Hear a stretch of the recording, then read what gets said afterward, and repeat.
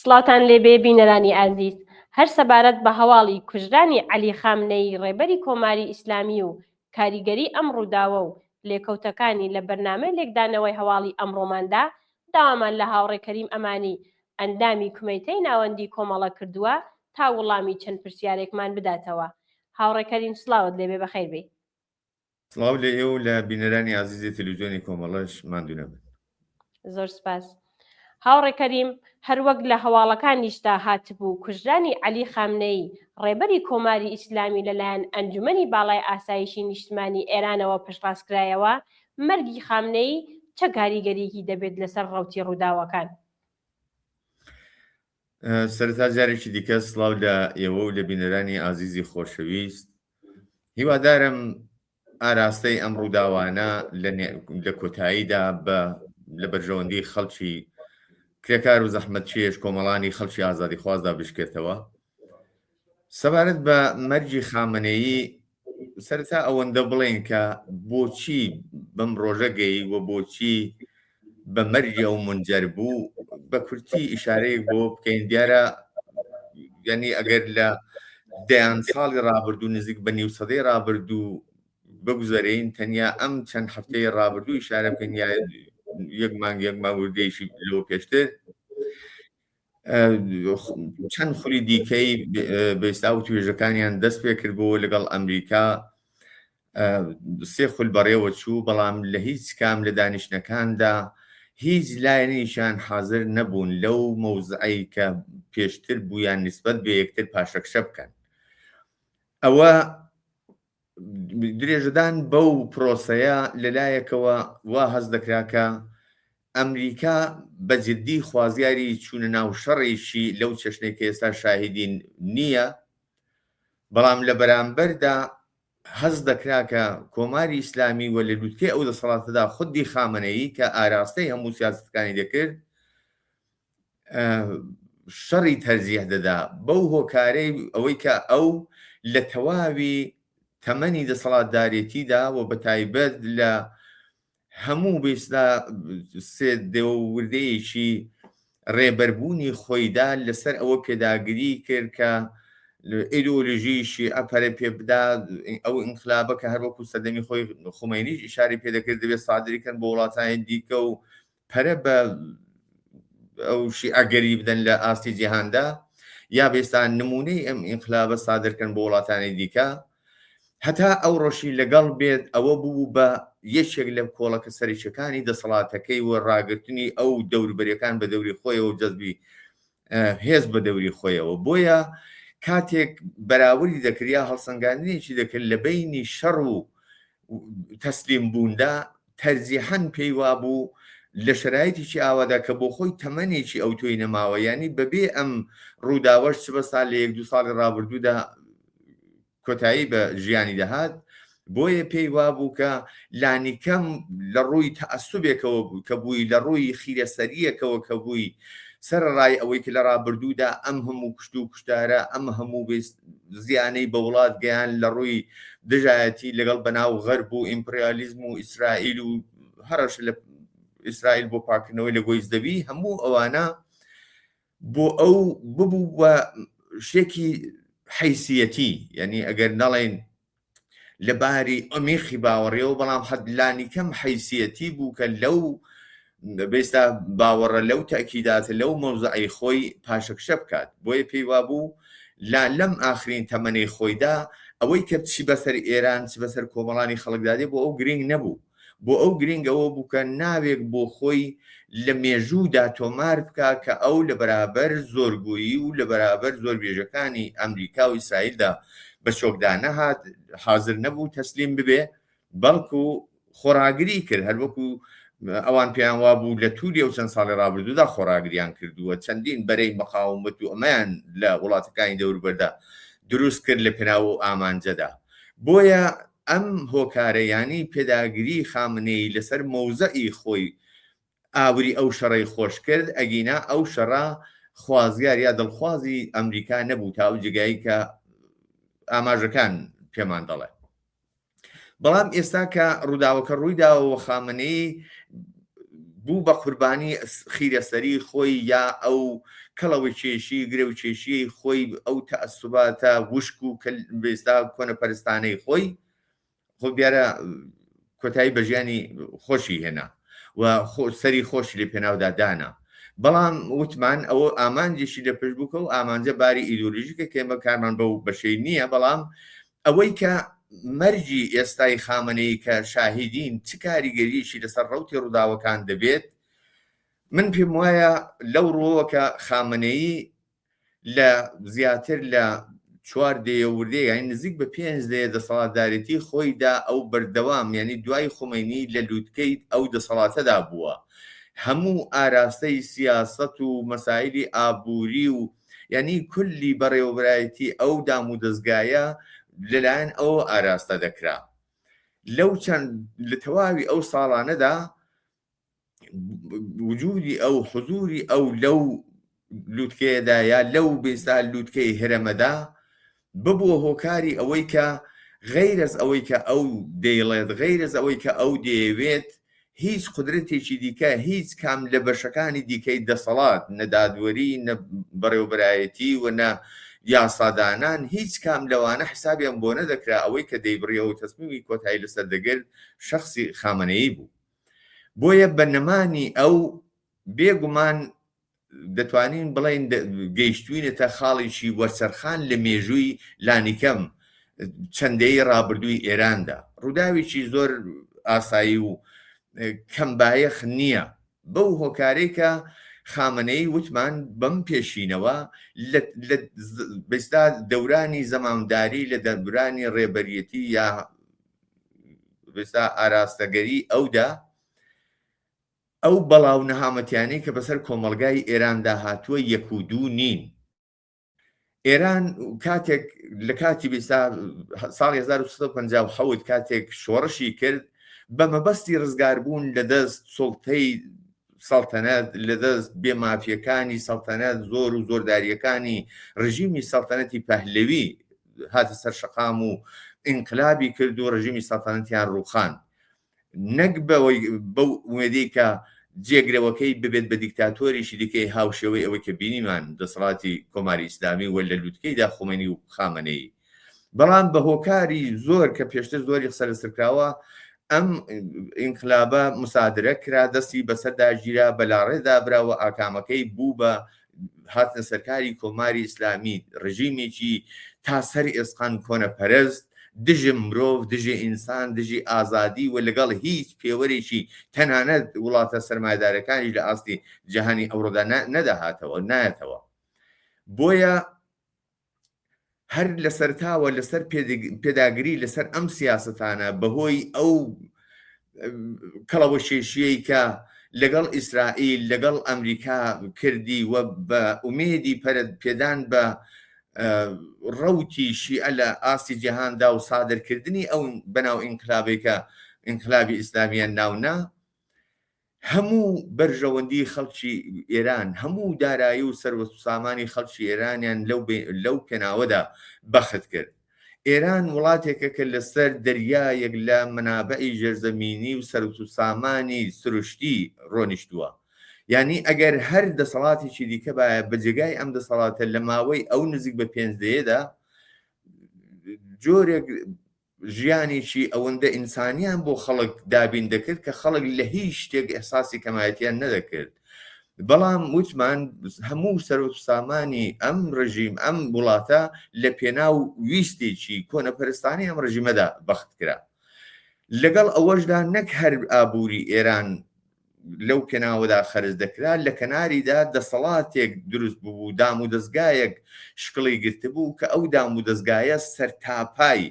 لێوان لێو بوو لە گەندەڵی، لە تاڵانە بڕۆ، لە دزی، لە جناح و جناحبازی و هەر کەس بە بەشی خۆی لەو سەرمایە لەو بستا داهات و داراییە عەزیمەی کە لە وڵاتدا هەیە دایاندزی تاڵان و بڕۆیان دەکردووە لە پێناو ئامانجی شخصی و بەرژەوەندی شخصی خۆیاندا بەکاریان دێنا. لەو پێناوەدا بەستا بەم هۆکارانە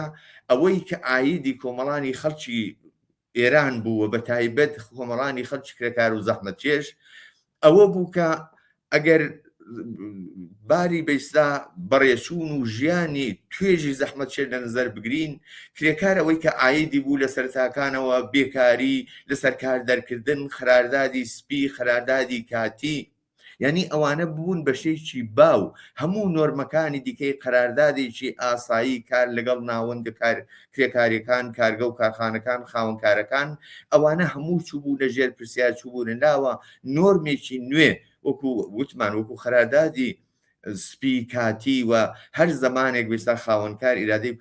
کرێکاری سەرکاردەر دەکرد، بێکاری دەکرد بەبێ ئەوەی کە بیمەیەکی ئەوتۆی کۆمەڵایەتی گشتگیر شاملی بەبێ ئەوەی کە بێستا حەقی دەورانی بێکاری پێ بدرێ. ئەمانە یعنی ئایدی کرێکار ئەوە بوو. سەرڕای ئەوەش لە پێناو بەدەستێنانی مافەکانیدا ئەگەر لە ناوەندیشی کرێکاری ئەگەر لە محیتێکی کار دەستیان دابێتە ناڕزایەتیەک مانگرتنێک، وەڵامی ڕژیم نەگەوەی کە جوبران یا بەرتەرەفکردن یا وەڵامدانەوە بە ویست و خواستەکانیان بووە، بەڵکو هەمیشە بە هێز و سەرکوت و هەڕەشە و دەرکردن و تۆمەتبارکردن و زیندانیکردن لەگەڵیان بەرەوڕووبەوە. ژنان هەر لە ئەوڵەوە بوونە ئامانجی سەرپتی ئەم ڕژیمەوە بەش نیوەی کۆمەلگا کەوتە ژێر ئەو هەژمونەوە لە زۆربەی هەرە زۆری مافە سەرەتاییەکانی خۆیان، لەوانە بەشداری وەکو ئینسانێکی بەرابەر لە ناو کۆمەلگادا لە کاروباری کۆمەلگادا، وەکو مافی سەرپەرشتی منداڵ، مافی لەبەرکردنی جلوبەرێک، مافی یەکسان لەگەڵ پیا و مافی ئازادی، یعنی زۆر مافی سروشتی ئینسانەکانیان لە ژن زەوت کرد لەژێر بێستا یاسا یا قانونی شەریعەتی کۆنەپەرستی ئیسلامی شیعەگەریدا. بۆیە ئەم توێژەش لە ژنانیا ئەم بەشەش لە کۆمەلگا بەم شێوەیە لە توولی دەیان ساڵی ڕابردوودا زۆرترین زەختیان لەسەر بوو. لە لایەکی دیکەوە بەردەوام، یعنی بەردەوام بە هۆکاری ئەوەی کە هەمیشە ژیانی ئەم ڕژیمە بەسترا بۆەوەی کە دژمنێکی دەرەیکی، دژمنێکی خیاڵی بۆ خۆی دروست کرد بێەوە، ئەوە یەکێک لەو ئامرازانە بوو بۆ تەوجیهی سەرکوت، بۆ میلیتارزەکردنی وڵات، بۆ سەرکوتکردنی هەر حرەکەتێکی ناڕزایەتی، بۆ وەڵام نەدانەوە بە هەر ویستێکی ئازادی خوازانە ئەهرومێک بوو یا ئامرازێک بوو بەدەستێەوە بۆ ئەوەی کە ئێمە دژمنی دەرەشیمان هەیە. لە توولی ئەو ساڵاندا بەسەر شەڕی ئێران و عێراق هەر چووە ئەو قاڵبەوە ئەو چوارچێەوە یا لە پێناو ئامانجەدا ئەو شەڕە هەڵگیرسا لە سەرتاکاندا ئەگەر ئەو شەڕە نەبایەت چ بەسا ڕژیم تەمەنی ئەوەندە درێژ نەدەبەوە هەر زۆر زوو خەڵک تەکلیفی خۆیان لەگەڵ ئەو ڕژیمە یەکلایی دەکردەوە. بەڵام ئەو شەڕە بە وەکو بخۆیان خومینی سەردەبی خۆی کوتی نعمەت بوو. بۆیە لەم ئاخرانەشدا ئەم شەڕە بە جۆرە لە جۆرەکان هەروەکو باسم کرد بۆ خودی خامنەییش دەیتوانی ئەو ئیفتخارە بەناو ئیفتخارە کۆنەپەرستانەی بۆ بێستا لە مێژوودا تۆمار بکات. ئەو حاڵتانە وای کردووە لە کۆمەلگاکە لە هەر ناڕزایەتیەکدا، لە هەر حرەکەتێکدا، لە پێناو هەر ویستێکی زۆر زۆر ئاساییدا زیندانەکان پڕبوون لە ئازادی خوازان، پڕبوون لە هەڵسوڕاو مافخوازان، ئێدام و کوشتارێکی ئێزگار زۆری لە توولی ئەو نزیک بە 5 لە ئێراندا ئەنجامدا کە شاید ئەگەر بەراوردی بکەی بە زۆرێک تەنانەت لە دواکەوتترین وڵاتەکان، لە دیکتاتۆرترین وڵاتەکان شاید دەتوانین بڵێن کەمێنەیە. بۆیە ئەبەم شێوەیە نەمانی ئەم ڕژیمە بەواتایەک دەتوانێت خاڵێکی وەرسەرخان بێت لەم مێژووە، لەم ئاراستەیە کە لەلایەن ببوورە لەلایەن شخصی خامنەیی و ئاراستە دەکرا. دیارە بەمەرجی خامنەیی لە لایەکی دیکەشەوە خۆ کۆمەڵانی خەڵکی کرێکار و زەحمەتکێش و ئازادی خواز، ئەو کۆمەڵانی خەڵکەی کە لە چەند ساڵی ڕابردوودا لە چەند ئاخێزی زۆر بەریندا شاهیدی ئەوە بووین کە ڕژانە سەر شەقاموە لە پێناو ڕوخاندنی ئەم ڕژیمەدا ئینسانها گیانیان بەخت کرد، بە دەیان هەزار گیانیان بەخت کرد کە نمونەی ئاخری هەرە و ئاخێزی بەفرانباری 1404 بوو کە دەیان هەزار ئینسان بوونە قوربانی لە پێناو مانەوەی ئەو ڕژیمەدا و ئەو ڕژیمە لە پێناو پاراستنی خۆی و لە پێناو ئەو بەیستا لەجبازی و پێداگری خۆی لەسەر درێژەدان بەدەسەڵات بە هەر قیمەتێک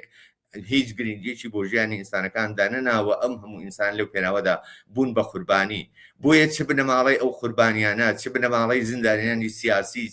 چ ئەو بەشە لە کۆمەلگا کە ژنانن بە پێی ئەو زەخت و زۆر و نەهامەتیانەی کە لە تووری ئەو چەند ساڵەدا کێشاویانە لەگەڵی بەرەڕووبوونەتەوە مەرجی خامنەی بە جۆر لە جۆرەکان دڵخۆشیان دەکا و ئەوانە هەمیشە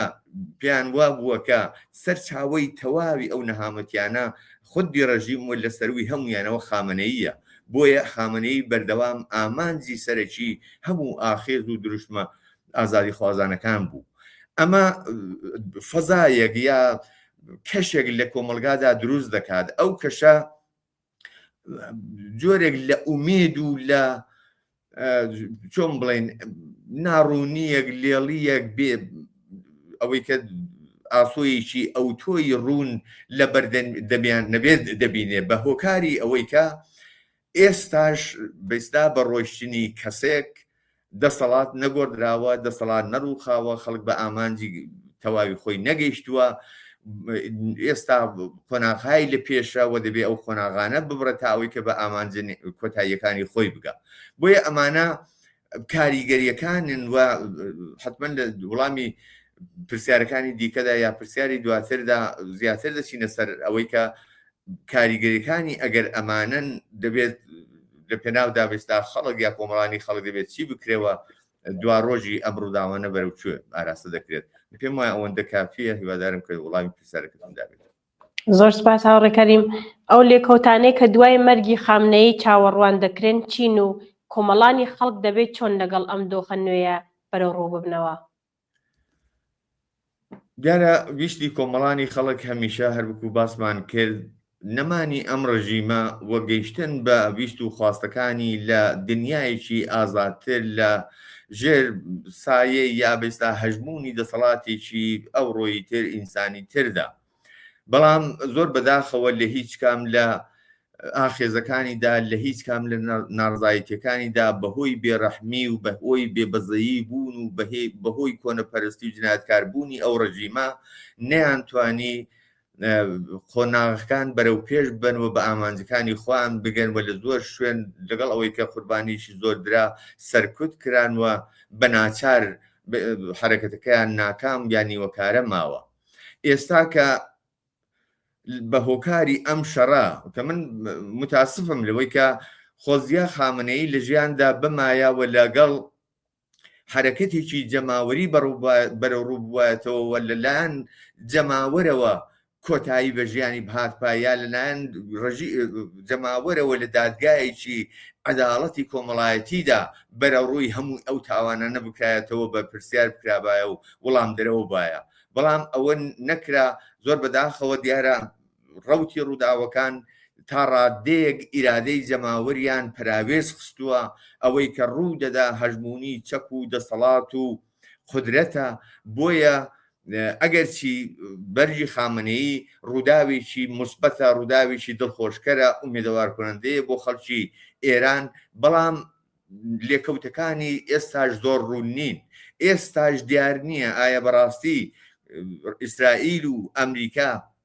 بەجددی دەیانەوێت ئەو ڕژیمە بڕوخێنن و داهاتوو بدەنە دەست کۆمەڵانی خەڵکی ئێران وەگەوەی کە بە درۆ و بە ڕیاکاری و ئەوان فریبانە بە خەڵک وعدە دەدەن کە و کارە دەکەن. من پێم وایە ناوان نییە. من پێم وایە ئەوان هەتا ئێستاشی لەگەڵ بێ سەر ڕای نەمانی خامنەیی، سەر ڕای هەموو ئەو گرزە کوشندانەی کە لیان دەدەن، سەر ڕای کوژرانی زۆربەی هەرە زۆری بەیستا بەرپرسە باڵاکانی چ سیاسی چ نظامیان، بەڵام ئێستاش بە دوای ئالتەرناتیڤێکدا دەگەڕێت، بە دوای بەیستا ڕواڵەت و دەموچاوهایەکدا دەگەڕێت کە ناو خودی ئەم دەسەڵاتەدا بیانکە بە ئالتەرناتیڤ بە بیانکە بە جێگرەوە. بۆیە ئەگەر ئەمە ڕووبدا ئەو لێکەوتەیە کە ئێمە دەتوانین تاریفی بکەین دەبێتە ئەوەی کە هەمان کۆماری ئیسلامی بەڵام بە ڕواڵەتێکی دیکە بە سەروسیمایەکی دیکەوە لەسەر کار دەبێت و خەڵک هەروەکو هەتا ئێستا لە بێمافیدا پشتی چەماوەتەوە هەموو مافەکانی لێ زەوت کراوە و دەیان ساڵە لە پێناویدا خەبات دەکا ناچارە درێژە بە خەباتی بدا و دووبارە لەگەڵ ئەو ڕژیمەیکە بەرواڵەت دێتە سەرکار درێژە بە خەباتی بداوە لەگەڵی بەڕوو بێتەوە ویست داخوازەکانی لێ متالبە بکات ئەمەش لە کەوتانەیەتی بەڵام ئەگەری ئەوەش هەیە کە چ بەسا ئەو هێزە سەرکوتگەرەی چونە و هێزە سەرکوتگەرە ئێستا ماوە یعنی ڕەنگە خودی شخصی خامنەی وەکو لووتکە ڕووخا یا مرد یا نەما بەڵام بەدەنەکەی ئێستا هەر زیندووە ئەو ئامرازەکانی سەرکوتی ئێستا هەرماون ئەوەی کە بەڕاستی خامنەی یان لەسەر دەسەڵات ڕاگرت و پاراستە بوو ئێستاش توانایی سەرکوت و کشت و کشتار و خەتر و ئامیان هەیە بۆیە کوژرانی خامنەی نابێت بێتە هۆی ئەوەی کە خەڵک پیان وابێ ئەما کۆتایی هەموو شتێکەوە لووتکەی ئامانجەکانیانە پێکاویانە بۆ ئەوە بڕژێنە سەر شەقام شادی و خۆشی بکەن وە ویست و خواستە ئەساسی یا بنەڕەتەکانی دیکە فرامۆش بکەن زۆر مهمە لەم کاتەدا دەبێت لە فکری هەرچی زیاتر خۆڕێخستن دابن ئەو ناوەند و دامەزراوە مەدەنیانەی کە تا ئێستا بوونیان بووە بەهێزتر بکرێن پەران پێ بدرێ بەیەکەوە هەڵپێکرێن ئێستا کاتی ئەوەی هەیە کە کۆمەڵانی خەڵک بە جێگای ئەوەی کە ئومێد ببەستن بەوەی چارەنووسیان دواتر لەلایەن دەسەڵاتی دەرەوە وەکو ئەمریکا و ئیسرائیلەوە دیاری بکرێ ئەوان بێنن سەرنویشتیان لە چوارچەوەی دەسەڵاتێکدا بۆ دیاری بکەن و هەژمونیشان بەسەردا زاڵ بکەن کە خوازراو نییە دەبێت بۆ خۆیان لە فکری ئەوەدا بکە بەڕێخستنی خۆیان بە پێشبەستن بەهێزی خۆیان زۆر بە هوشیاری بە هەڵسەنگاندنی وردی بارودۆخەکە لە فکری خۆڕەخستن دابن لە فکری ئامادەکاری دابن بۆ ئەوەی کە لە دوا ڕۆژدا لە سەرنجامدا ئەوان بنکە چارەنووسی خۆیان دیاری دەکەن ینی جەماوەری خەڵک بە پشبەستن بە هێزی خۆی نەک ئەوەی کە لەلایەن هێزێکی دەرەکی وەک ئەمریکاوە ئەو ویست و خواستە ئینسانیانەی کە خەڵک خۆی لە پێناودا قوربانی کردووە بەدەیان هەزار ئینسان ئەگەر نەڵێن سەدان هەزار لە تووریە و چەندین دەیەدا بوونەتە قوربانی لە پێناو ئەودا نەبوونە قوربانی کە ئەمریکا بێت بە وەکیل مدافعیان ئەو بێت کە چارەنووسیان بۆ دیاری بکەوە وەکو فریشتەیەکی ڕزگار کرد وەکو دەستێکی بێستا ڕزگاری بەخش ئیدعا بکە کە ئەوە ڕزگاریان دەکات بۆیە ئەگەر ئەلەو شرایطەدا خەڵک ئومێد بۆ بەستێەوە بۆ خۆی دەستەوەستان لە ماڵەوە دابنیشێت بە باوەڕی من سەرنجامی ئەم ڕەوتی ڕووداوانە شتێکی ئەوتۆتر یا جیاوازتر لە ئەو دەسەڵاتی کە خامنەی لە لووتکەدا بوو نابێت بۆی دەبێت زۆر هوشیار بین لەوەی کە فەزا بۆ تەنانەت زل هێزەکانی وەکو ئەمریکا و لە کەناریا ئیسرائیل و ئەوانە خۆش نەکرێت بواریان بۆ نەڕەخسێک کە ئەوان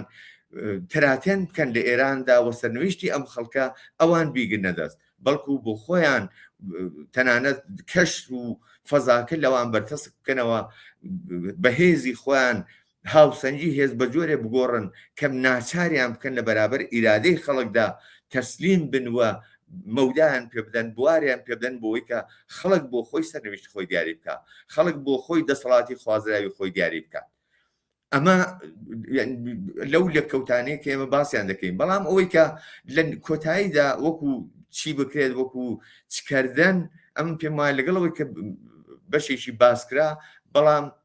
هەروەکوتمان ئارەزووی خەڵک گەیشتن بە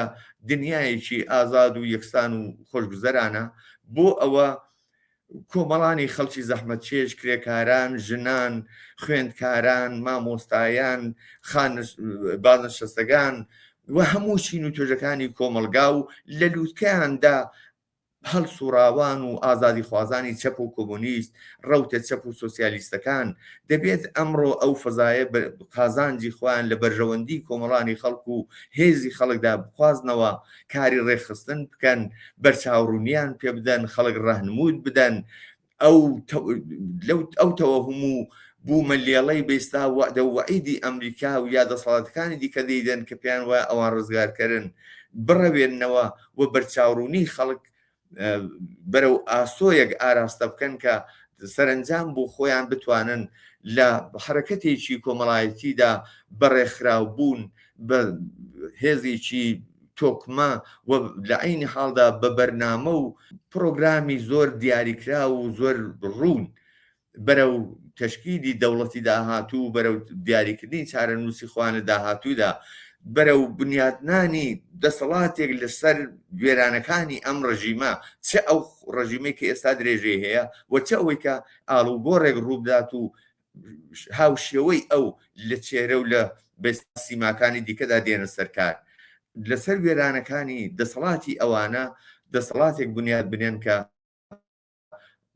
لەو دەسەڵاتەدا ژن بە مافەکانی خۆی بگا، کرێکار نەچەوسێتەوە، خۆشگوزارانی بۆ خەڵک دابین بکرێت، ئازادی بۆ خەڵک گەرنتی بکرێت، ئەو ویست و خواستە سەرەتاییە ئینسانیانەی کە خەڵک لە ناویدا قوربانی داوە لەو دەسەڵاتەدا یا لەو شێوە بەستا حکوومەت و دەسەڵاتی کە خەڵک دەیهێنە سەرکار لەوێدا خەڵک دەتوانن بڕیاری خۆیان بدەن، تەسمیم بخۆیان بگەن و ئەو ویست و خواستانەی خۆیان بەکردەوە و لە داڕاتی داهاتووی ئێراندا بەدی بهێنن. من ئومێدوارم کە بەرەو ئەو ئاراستەیە بچین، ڕەوتی ڕووداوەکان لە بەرژەوەندی خەڵک بشکێتەوە و